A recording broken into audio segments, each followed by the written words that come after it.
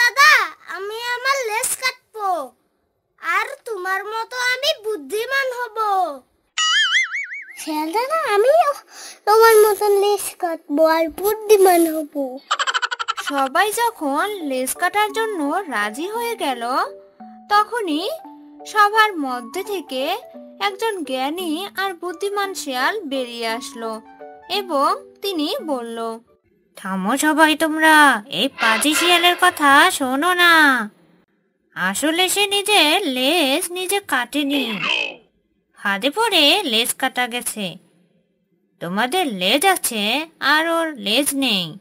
তোমরা ওকে নিয়ে যেন হাসি ঠাট্টা করতে না পারো, সেজন্য এখন তোমাদের লেজ কাটার ফোন দিয়ে এঁটেছে। শিয়ালটা আমাদের বোকা বানাচ্ছিল, আর আমরা তো বুঝতেই পারিনি।